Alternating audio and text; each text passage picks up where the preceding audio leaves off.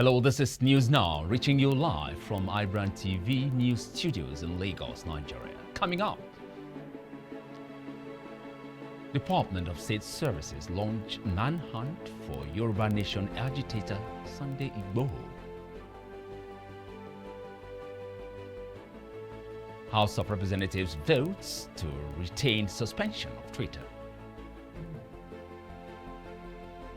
Co-organizers vow to hold a Yoruba Nation rally in Lagos with or without IGBOHO.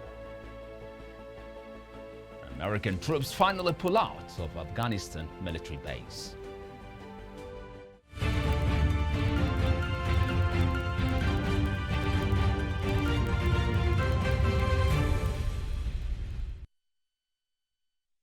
Hello again, and thanks very much for joining us. Here are stories making headlines at this hour. Michael Nath. Now, Accountant General of the Federation and Justice Minister Abubakar Malami says the ban on the use of Twitter in the country was done to protect Nigeria's interests. Malami said the nation's interests is paramount above other considerations. The AGF spoke on Thursday while hosting the High Commissioner of the Great Britain, Mrs. Catriona Lane, in his office in Abuja. The Justice Minister reiterated that any company operating in Nigeria must understand this and respect the nation's interest. The Minister and his guests discussed bilateral issues on asset recovery, anti-corruption crusade, amendment of the Electoral Act and the Audit Bill, a petroleum industry bill, Twitter ban, and counter-terrorism. Malami further revealed the federal government had established a committee on Twitter ban, noting that the company had also approached the government on the issue. Now, the House of Representatives on Thursday voted to retain the suspension of Twitter until negotiations between Nigeria and the social medium are completed. The session was rowdy, but the House went with the submission of the report of its Committee on Information, National Orientation, Ethics and Value. Issue of Twitter, or this particular issue, is unusual. It's not your clear-cut, whatever. It involves national security. It involves freedom of speech. It is a medium that we all know that it is almost novel. It's internet. So it must be handled delicately. The balance must be between national security and freedom of speech. Let us put as part of amendment to the recommendations to advise them to go and re-engage while we consider what they have already submitted. I think that the committee should go and do a thorough job to tell us that there is a legal anchor for it, and why is there no legal anchor for the decision on these other social media groups? Now, Department of State Services, DSS, claims men suspected to be guards of Sunday Igboho engaged operatives of the agency in a gun battle during a raid on the home of the Yoruba Nation agitator in Ibadan Thursday morning. DSS spokesman Peter Afunaya stated this during a press conference on Thursday, following the arrest of 13 of Igboho's armed men by a team of joint security operatives. The raid, according to Afunaya, followed intelligence that Igboho was stockpiling arms to cause chaos within the southwest region. In the course of the exchange, 2 of the armed men were gunned down, while the rest were subdued and arrested. Only 1 operative, who was shot by the assailants in his right hand, sustained injury. However, it received medical attention and is very stable. While noting that 2 of Igboho's men were killed in the course of the gun battle, the Secret Service said a DSS operative sustained injuries. Meanwhile, the Department of State Services has launched a manhunt for Yoruba Nation agitator Sunday Adeyemo, a.k.a. Sunday Igboho, who it declared wanted. Spokesperson of the DSS, Peter Afunaya, advised Igboho to turn himself in to the security agencies, stressing the law would catch up with him. Various weapons, cash and charms were recovered in the raid. Afunaya added that 13 suspects were arrested in Igboho's house and brought to Abuja. Despite the decision of Yoruba activist Sunday Igboho to call off the scheduled rally in Lagos in agitation for a Yoruba nation, co-organizers of the rally, Ilana Omo Odua, have vowed to proceed with or without him. This was contained in a statement issued by Professor Banji Akintoye, the ILO leader, on Thursday. Igboho's withdrawal came in the aftermath of a raid on his Ibadan residence by operatives of the Department of State Services. The rally is scheduled for Saturday, July the 3rd in Lagos. Now, Akintoye maintained that the rally will continue as scheduled. Akintoye said, quote, "I call on our people at home and in the diaspora to immediately begin mass protests in front of palaces in Yoruba land and the offices of the United Nations, European Union, British, French, and the United States governments." However, the Lagos State Police Command, hereby in our country, declared that no rally will be allowed under whatever guise in any part of the state. While warning the organizers and their followers against staging the planned rally, Odumosu urged them to stay away from Lagos in the interest of public peace. I confirm that the rally goes ahead as planned. Once again, the 3rd of July mega rally, which is about 48 hours, will go ahead as planned. All the arrangement for that rally, nothing has changed. I have spoken to the organizers, which is also part of the program that we'll be expecting. Nothing has changed so far. The 3rd of July, from exactly 9 o'clock in the morning, and the whole arrangement, the whole planning is still going ahead as planned. Before coming on air, I've managed to speak again to the General Secretary of Ilana Omo Odua, and that is George Akinola. And also, if you remember, at the early hours of this morning, just before noon, I came out with a press statement from Professor Banji Akintoye that I can also confirm is working tirelessly for the release of the 10. Kenya's Director General of Immigration Services, Alexander Muteshi, has dismissed the claims of the country's complicity in the arrest and extradition of the leader of indigenous people of Biafra, NNAMDI Kanu, to Nigeria. Also, an official in the Kenya Ministry of Interior said that the ministry is not aware of the extradition of NNAMDI Kanu to Nigeria. Kanu's arrests have been a subject of media speculation in Nigeria. While some reports have named the United Kingdom, the Czech Republic and Israel as countries where Kanu may have been in recent times, the IPOB leader's family claimed that he was rearrested in Kenya, but Kenyan government officials debunked the family's claim. The governor of Kaduna State, EL-RUFAI, has clarified the way bandits and Boko Haram terrorists operate is different from that of the proscribed indigenous people of Biafra led by NNAMDI Kanu.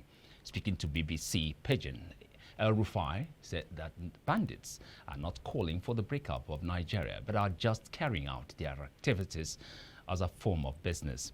He said unlike IPOB, which is led by NNAMDI Kanu, bandits have no centralized leadership.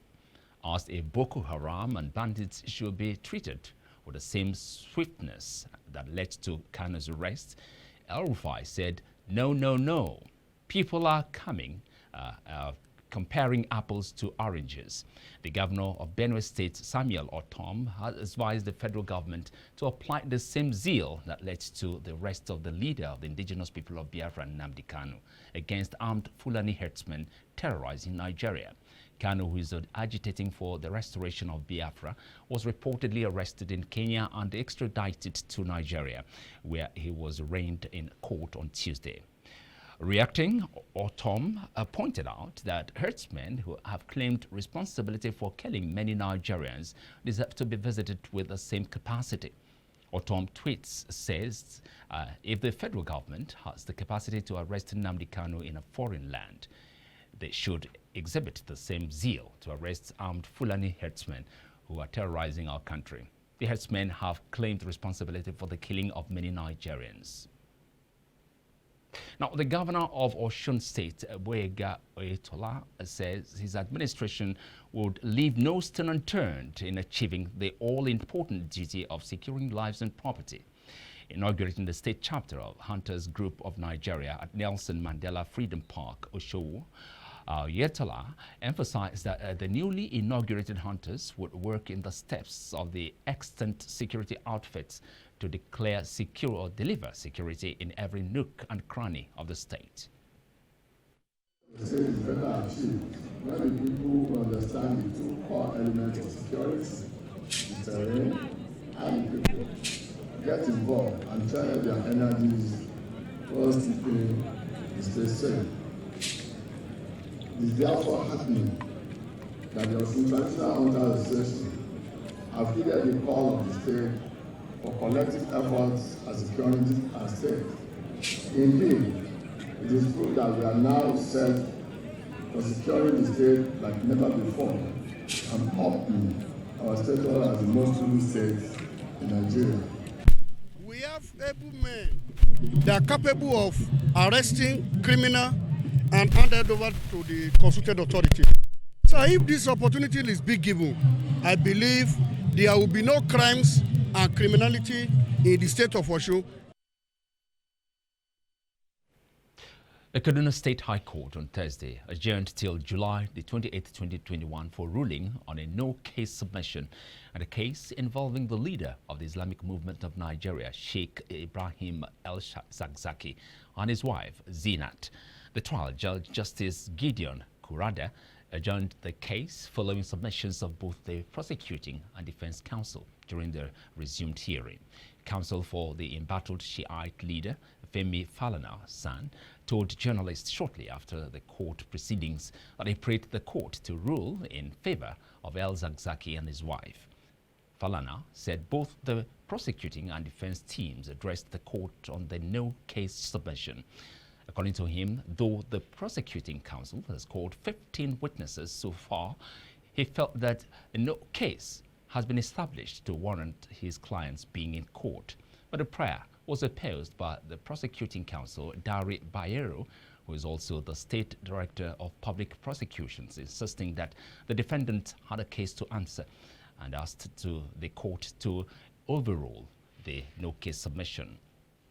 A group under the aegis of Coalition of Benin Youths has called on the Edo State government to return the stolen air articraft to the palace, to the Oba of Benin, which was stolen by the British colony in the 19th century. The coordinator of the group, Collins Osahe, said the British have agreed to return the stolen artifacts that were forcefully taken away from Oba's palace. They have agreed to return back what they took forcefully from where it was taken, Oba Palace.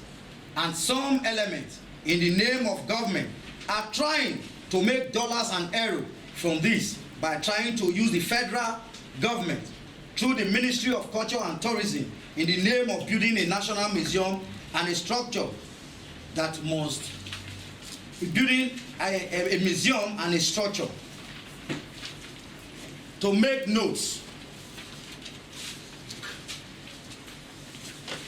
Any structure, any museum, any monument of its kind that must be built, approval must come to the royal home and precisely the Oba of Benin Kingdom.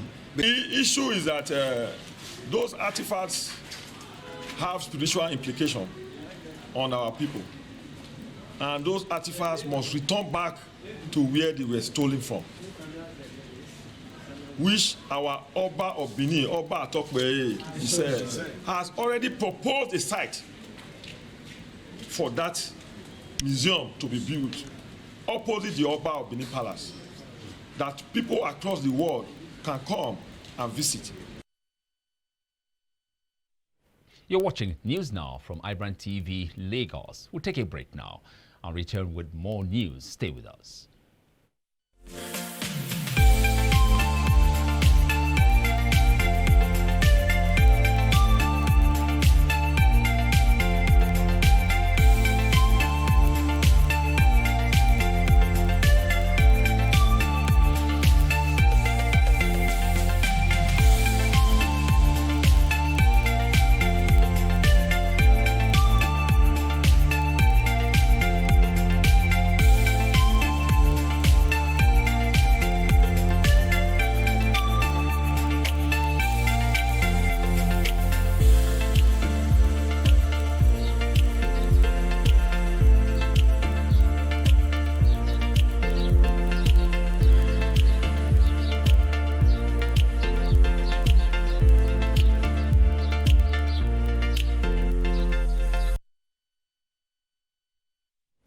You're welcome back to watching News Now from iBrandTV, Lagos. African News Now.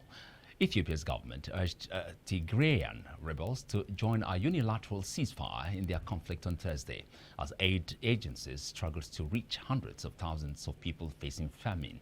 The Tigray People's Liberation Front, the former rulers of Ethiopia's Tigray region, said on Monday it was back in control of the regional capital Mekelle after nearly 8 months of fighting.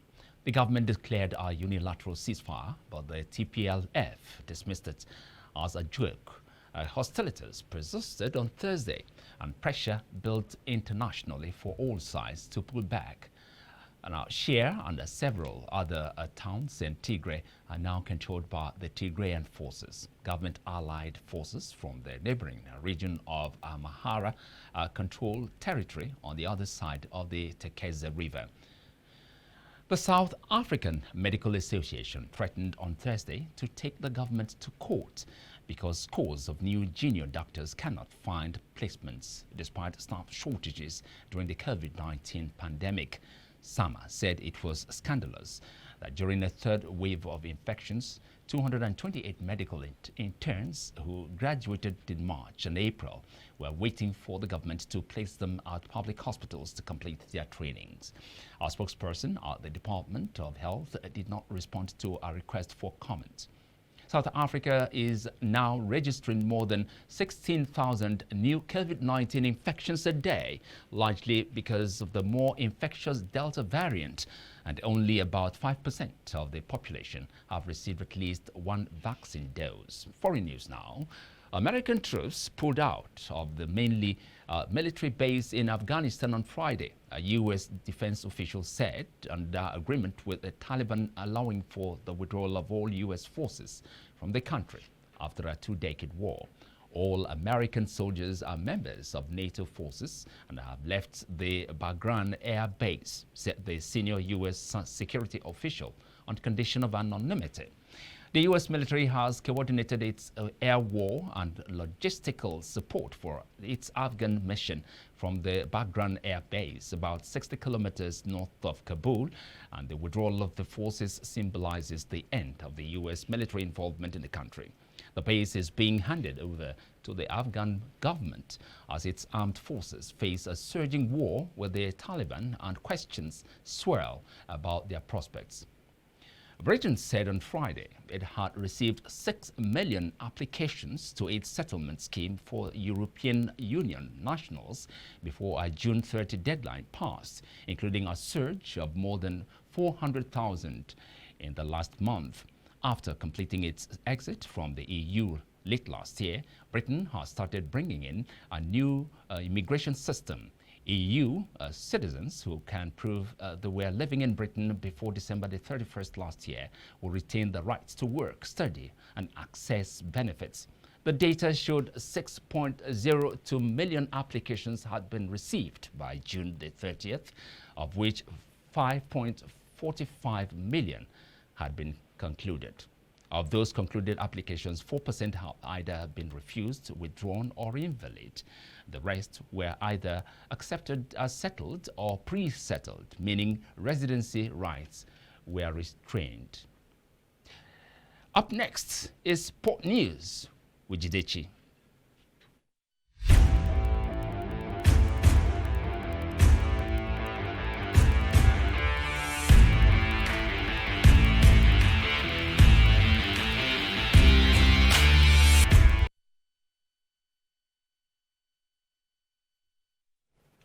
Welcome to the sports update. I am Jidechi Chidi. Now, Barcelona captain Lionel Messi has become a free agent after the Argentine's contract expired at the end of June. That 4-year-old's deal ended as June drew to a close, making him able to sign with any club if he chooses. Speaking with iBrandTV Sports Desk, football analyst Bolaji Michael opines that Barcelona captain could end up at the French club Paris Saint-Germain. Well, I feel like this is an uncomplicated situation. Lionel Messi loves the club, and of course the club loves Lionel Messi. I feel he's on good terms with the new president, Joan Laporta, and I'm pretty sure discussions will be ongoing as we speak. So I expect it to come to a head in a couple of weeks at the very most. Of course, as at now, he's a free agent, but then you know how much in wages he earns. So there are not a lot of clubs in world football who would be able to afford Lionel Messi right now. But if I had to think off the top of my head, I would think about clubs like Man City, PSG, and to a lesser extent, Manchester United. So if he intends to leave, that is a very big if he intends to leave. He doesn't have a lot of options left to him. And of course, you could think about him going to the MLS or going to Asia to see out his career. But then, if I had to stick my neck out, I would go for PSG to sign. Also speaking on transfer-related issues, Michael commended Manchester United for seeing through Jadon Sancho's deal from Borussia Dortmund. Manchester United fan that I know right now, I'm sure is even a sigh of relief, because this is a transfer saga that has been ongoing for at least 2 years now. The question has been, will he come? Will he not come? But, you know, it's a good thing now that he has signed. And if you look at the possibilities of how Manchester United will line up next season, you've got Sancho on the right, as you would expect, you know. If you sign someone for that much money, you would expect them to start. And then you have Cavani up front, then Rashford on the left. If you look at it, it makes for a tantalizing front three next season. And, you know, with this front three and the wealth of reserves they have, I feel like Manchester United would and should challenge for multiple titles next season.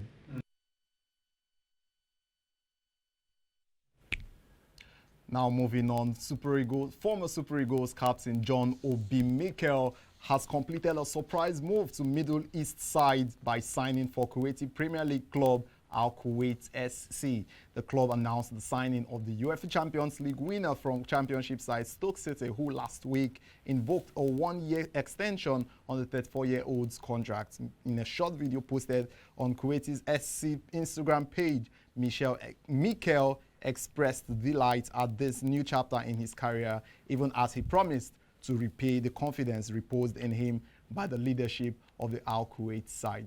And that's all for now on Sports Update. Michael, it's all yours now.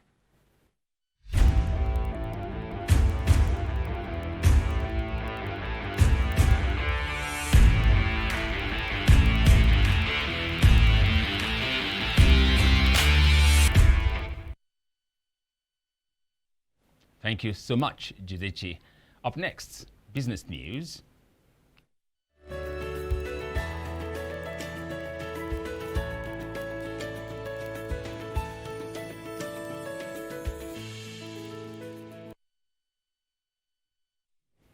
Vice President Yemi Osinbajo has condemned the state governments that impose illegal fees, taxes and levies on licensed mining companies, warning that such actions serve as a disincentive to prospective investors in the sector and jeopardize the federal government's efforts to deepen the mining industry.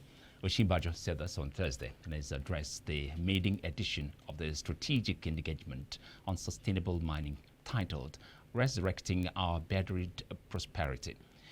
The Senior Special Assistant to the Vice President on Media and Publicity, Laola Akonde, disclosed this in a statement. According to Osinbajo, regrettably, such actions by state governments constitute a major disincentive to prospective investors in the sector and invariably jeopardize the efforts of the government to deepen the mining industry in Nigeria.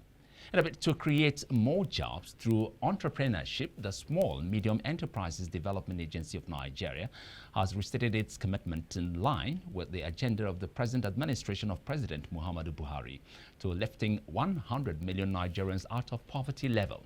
Speaking at the 2 days capacity building of the newly recruited staff of SMEDAN at the Northwest Zonal Office in Kaduna, the Director General of SMEDAN, Diko Umaru Rada, said the activities are aimed at capacity building of both internally and newly employed staff.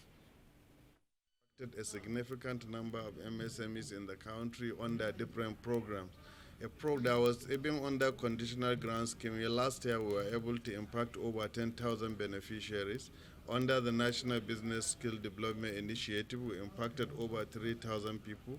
Under the OLOP program, we mean under the OLOP program, which means direct and indirect job, we have created almost over 3,000. Depending on the program that we are impacted on in the year 2020. My call is for them to be dedicated to their duty, let them love their job, let them be up and doing, let them have mastery of the subject matter in which they are teaching the MSMEs, and then let them build confidence, so that it is only when you build confidence in yourself that you can be able to impact on anybody. So you can't impact knowledge to a larger number of more than 40 million without having the capacity. And that's the reason why the DG see the need to employ new staff, vibrant new staff, and even to put them through this. This is the first of its kind. We've never had any time that new employed staff would be employed and they were put through our modules, which is the working equipment. No staff of the agency will go without touching these modules.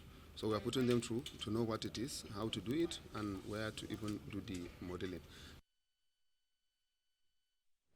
The Organization of Petroleum Exporting Countries said that the demand for crude oil will gain momentum in the second half of 2021, beginning from Thursday.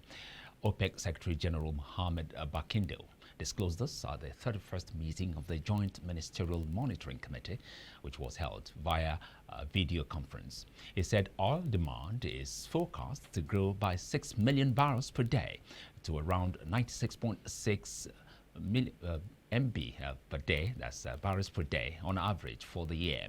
On the supply side, Bakindo said the forecast by the organization was that non-OPEC supply would grow by an estimated 0.8 MB per day in 2021 for an average of 63.7 MB per day. The Organization of the Petroleum Exporting Countries and its allies appear set to increase their combined oil production by about 2 million barrels per day from August to December to meet recovering global oil demand.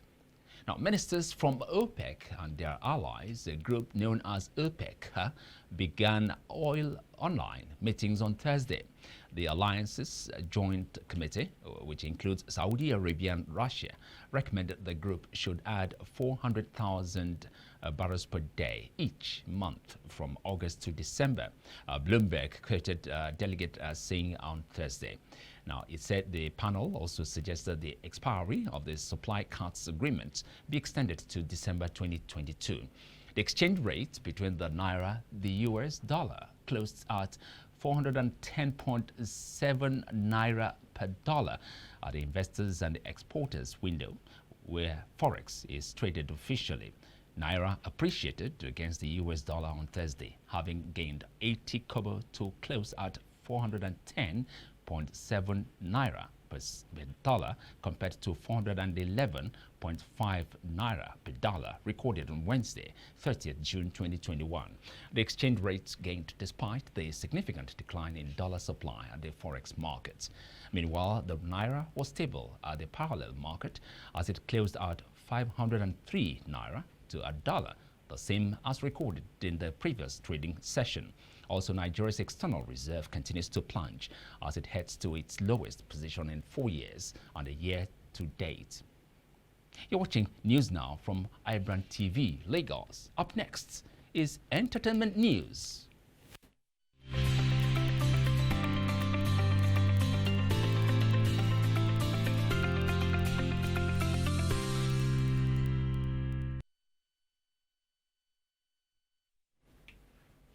This is Entertainment News on iBrand News Now. My name is KANU'S. Now, the statue of Princess Diana was unveiled on Thursday, a day on which the late princess would have celebrated her 60th birthday. Due to COVID-19 protocols, the guest list was scaled back to only 15 people, according to including Diana's sister, Lady Sarah McCorquodale, and Lady Jane Fellows, and her brother Charles Spencer. Thanking the team who helped bring the statue and the garden to life, Harry and Williams also expressed their appreciation for all those around the world who keep their mother's memory alive. Harry and William's dad, Prince Charles, was absent as he was reportedly in Scotland. Also absent from the event were the wives of Harry and William's, Kate Middleton and Meghan Markle. Diana, who was married to Charles from 1981 to 1996, tragically died in a car crash in Paris in 1997. Moving on now to local news, a veteran Kannywood actress Zainab Booth is dead. The death of the popular actress was announced by her colleague Ali Nuhu via his verified Instagram page. Booth was popularly known in the Hausa movie industry for portraying motherly roles in movies. It was gathered that the actress died on Thursday after a brief illness. Now, posting a picture of Booth, the actor took to the caption and wrote that her funeral will be held tomorrow at her home by 8 a.m. May her soul rest in peace. And that's all from this segment. Back to you, Michael.